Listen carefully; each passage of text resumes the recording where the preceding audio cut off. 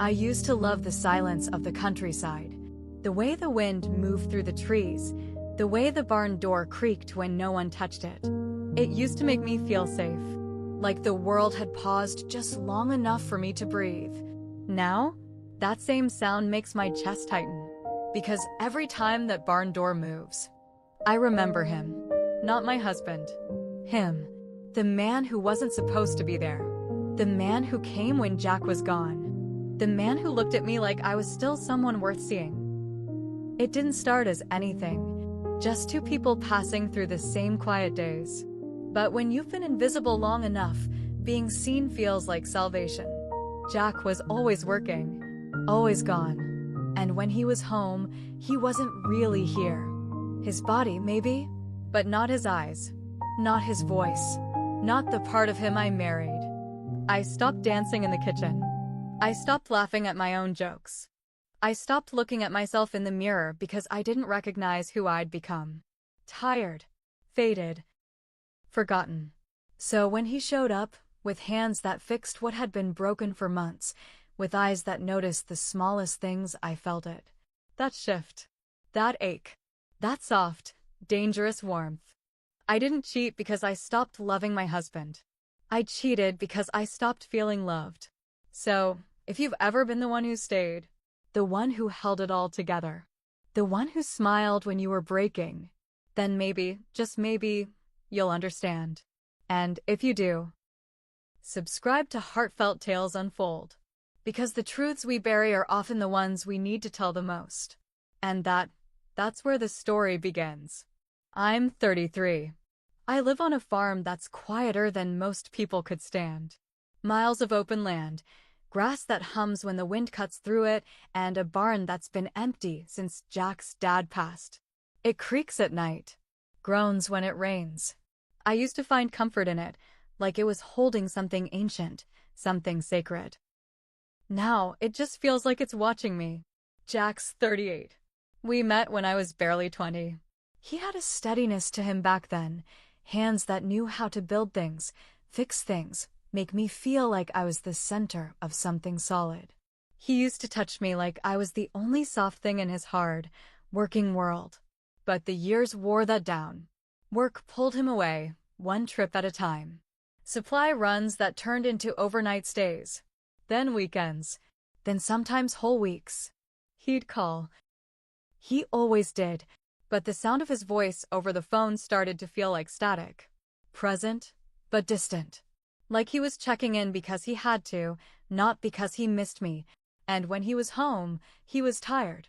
Tired in a way that made his eyes heavy and his touch mechanical. Quick hugs. Quick dinners. Quick sleep. I stopped asking for more. I stopped expecting more. Because asking felt like nagging. And I didn't want to be another weight he carried. Ella is 6. She's sharp, always asking questions, always needing something. Tom is 4, still clumsy, still clinging to me like I'm his anchor. And I love them. I do. But they fill my days in a way that drains me. They fill the time, not the space. It's the kind of tired that doesn't go away with sleep. It's the kind that settles in your bones. The kind that makes you go through motions while your heart drifts somewhere else. I cook. I clean. I feed chickens, patch fences, bandage scrapes, soothe nightmares. I fold laundry that never ends. I scrub dishes while staring out a window that always shows the same thing: fields, sky, quiet. I don't remember the last time someone touched my face like it mattered. I don't remember the last time I felt anything that wasn't about someone else. The barn had been empty for years. A hollow space filled with dust, tools no one used anymore, and echoes. Until he showed up. And from that moment, the quiet started to sound different. Jack was leaving again. 10 days this time. Supply run out past the county line, something about picking up parts for the irrigation system and loading feed for the winter months. He packed early. Didn't say much. Just moved through the house like a man checking things off a list. He kissed the kids goodbye, hugged me like he was closing a door. Then he left. I watched his truck disappear down the gravel road, the the dust hanging in the air long after he was gone. I'd gotten used to him leaving. That wasn't new. But something about this time felt heavier. Not dangerous. Just different.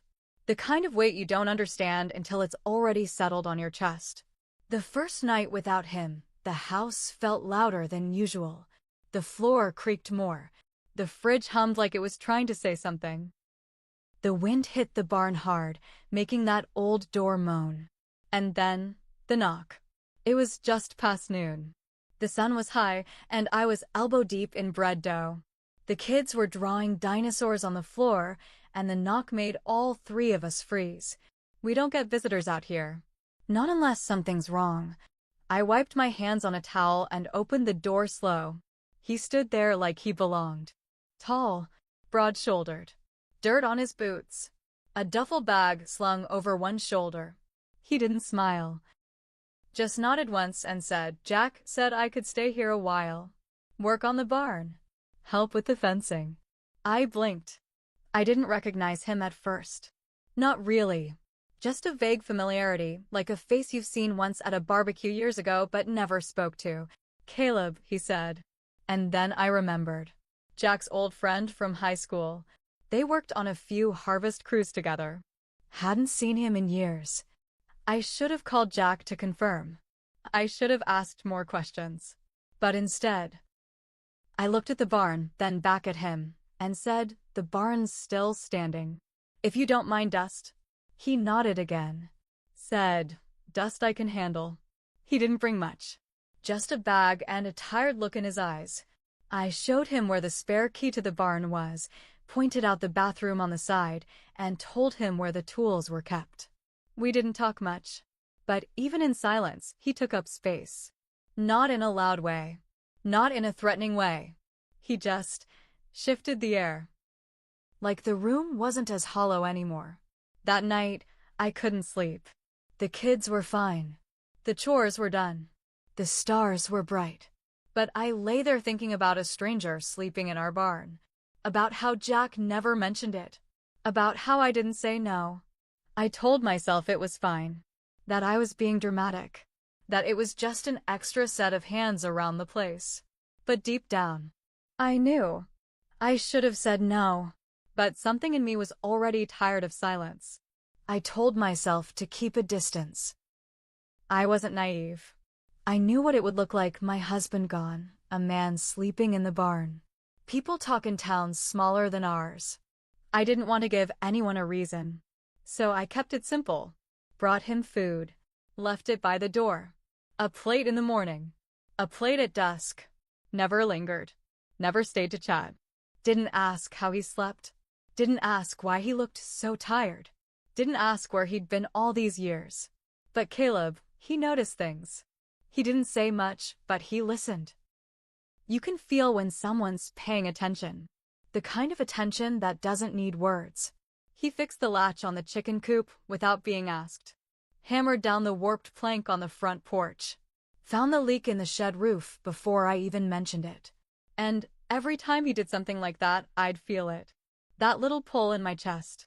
That voice inside that said, Jack would have waited until it broke completely. I hated that thought. Felt disloyal even thinking it. But it kept coming back, quiet and steady. I tried not to look at him. Not directly. But I started to notice things anyway. The way he moved without sound. The way he never filled space he wasn't invited into. The way his hands were always busy, like silence made him uncomfortable too. One morning, it rained. A hard, cold kind of rain that smelled like iron and dirt. I'd run outside to grab clothes off the line, and by the time I got back in, I was soaked. My hair was dripping, sticking to my neck. I didn't think anything of it, until I caught him looking, just for a second. His eyes flicked up when I passed by the kitchen window with a basket of half-wet clothes in my arms, and I felt something twist in me. Not because he looked, but because I cared that he did. Why did I care if he noticed my hair was still damp from the rain?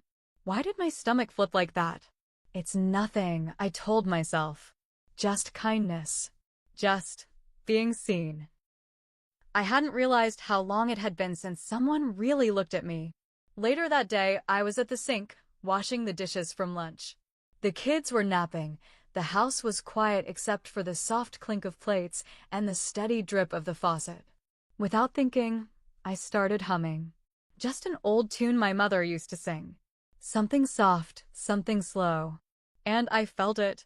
A presence. I glanced out the window. And there he was, walking past the house, hands in his pockets, eyes lifted just enough to catch mine. He smiled. Not wide, not suggestive. Just warm, gentle. A smile that said, I hear you. And that was the moment I realized something had changed. Not out there. In me. The rain came down hard that night. Not a drizzle. Not something soft or romantic. It came fast, loud, like the sky was trying to split open. The kind of storm that makes everything shake. Thunder rolling low, wind tearing through the fields, barn doors slamming against their hinges. I was in the pantry, stacking jars when the lights flickered once, twice, then died. Total black. The kids stirred upstairs. I heard Ella call my name. I told her it was fine, that the lights would come back, that storms just do this sometimes. My voice sounded calm, but my hands were shaking. I lit a few candles. Checked the flashlight. The kitchen window fogged from the sudden cold pressing in. Then a knock, quick, urgent, not like the first time. I opened the back door and Caleb was standing there, soaked through, shirt clinging to his skin, water dripping from his hair, hands full of the tarp I'd forgotten to pull over the feed bins. We've got to move the supplies, he said. Wind's picking up. I nodded before I could think. Grabbed my coat. Followed him out into the dark. The rain stung like needles. We ran, boots slipping in the mud, lifting crates, covering sacks. No words. Just grunts and breath and thunder too loud to hear anything else. At one point, we both reached for the same crate. Our hands touched. It should have meant nothing. But it didn't. His fingers were cold. Rough. And they held mine just long enough to feel it. That pull. That flicker of something neither of us said aloud. We didn't speak on the way back to the house. Didn't need to. The air was heavier now. Not just from the storm. From us. Later that night, once the kids were asleep and the wind had died down, I found him in the barn with a lantern lit and his sleeves rolled up, crouched by the old generator. I told him he didn't have to bother with it. He said, storm like that? You'll need heat if the power stays down. He showed me where the choke was, how to reset the valve. His hands guided mine. Steady. Patient. Our shoulders touched. I laughed when the thing finally sputtered back to life. A real laugh. The kind I hadn't heard from myself in months. It echoed in the rafters, bounced off the wooden beams, and filled the space between us. And when I turned to thank him, I didn't expect it. The kiss. Soft. Barely there. But enough. Enough to make everything stop. It wasn't the kiss that shocked me. It was that I didn't pull away. I didn't sleep that night. Not really. After the kiss, we both stood there, still, breath shallow, hearts pounding like we'd just run across the fields. I whispered I shouldn't have. He said nothing, just looked at me like I was someone worth holding still for. I stepped back, went inside, locked the door, sat at the kitchen table for hours staring at a candle burning down to nothing. The guilt came first, then the ache, then the question I'd been too afraid to say out loud. The next day, I brought him coffee like usual. Same cup, same walk to the barn. But this time I stayed. He didn't speak right away. Neither did I. Until finally I said it, so quiet, I wasn't even sure I meant for him to hear. I miss being looked at. His eyes lifted slow. I miss being known. Like, when someone sees your face and doesn't just see a wife. Or a mother. But sees you. All of you. He stepped closer. Not rushed. Not bold. Just present. And said, you deserve more than waiting for a man who forgot how to see you. That broke something open in me. because I wasn't angry at Jack. Not really. I was just empty. So when Caleb reached for my hand, I didn't pull back. We didn't rush anything. It was slow, careful, like neither of us wanted to admit what was happening, but both of us had already surrendered to it. There was no hunger in it. Just release and sorrow. So much sorrow. Because I knew, even as it was happening, that we were crossing a line we couldn't uncross. The way he held me didn't feel wrong. It felt like remembering who I used to be, and that made it worse. When I woke the next morning, the sun was just rising, casting gold through the bathroom window. I looked in the mirror. My eyes were softer, but my shame was louder. I couldn't pretend. Not anymore. Not to myself. And definitely not to Jack. This wasn't just a moment. It was a crack in everything I thought I could hold together. Don't miss what happens next. Subscribe to Heartfelt Tales Unfold. Because some stories aren't over when the moment ends. They're just beginning. The call came just after noon. I was folding laundry, still trying to feel normal inside my own skin, when Jack's name lit up the screen. I hesitated, then answered. He sounded cheerful, tired, but lighter than usual. Said he finished the run early, made good time, thought he'd surprise me. I'll be home tomorrow morning, he said. Maybe earlier. I swallowed the lump in my throat and said, that's great. He told me he missed me, and I told him the same. When I hung up, my hands were shaking. Caleb was outside, splitting firewood by the barn. His sleeves rolled, sweat on his neck, the same way he'd looked the day he arrived. I watched him through the kitchen window, knowing I wouldn't say goodbye, knowing he wouldn't either. And I was right. By sunset, he was gone. No knock, no note, no sound. Just the barn, standing quiet again. But it didn't feel the same. It felt hollow in a new way, like something had lived there and left its breath behind. I tried to move through the evening like nothing had changed. Made dinner, bathed the kids, cleaned up the toys. But my body wasn't fully there. And Ella saw it. She sat beside me on the couch, leaned her head on my arm, and whispered, "Why are you sad, Mommy?" I didn't answer, just kissed the top of her head and pulled her close. That night, after they were in bed, I sat in the dark and stared out the window. I half hoped Caleb would come back. I half hoped he wouldn't. By morning, Jack was home, covered in road dust, a little thinner, smiling like he was proud of himself. He walked in holding a crumpled bouquet from a roadside stand. Said, "Thought of you." I took the flowers. Said thank you. Smiled like I meant it. But inside, something cracked. He kissed me that night. Slow. Familiar. His hands touched my back, his breath warm on my cheek. And all I could think of was someone else's hands. Pretending is heavier than I thought it would be. It's not just the words you don't say, it's the way you hold your body. The way you smile on cue. The way you nod when he talks about the road, about the trip, about the price of grain, or the way the tires wore down faster than expected. I sit across from Jack at the dinner table and wonder, is this what most marriages become? Two people orbiting the same space, sharing meals, raising children, sleeping side by side, yet missing each other completely? I watch him reach for the salt, scratch his beard, stare at his phone between bites. And I wonder where the betrayal really began. Was it the kiss? The night?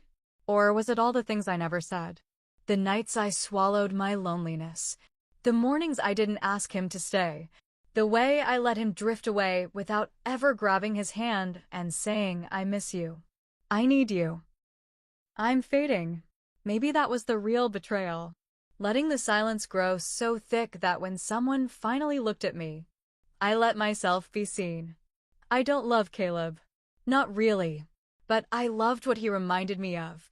That I'm still alive.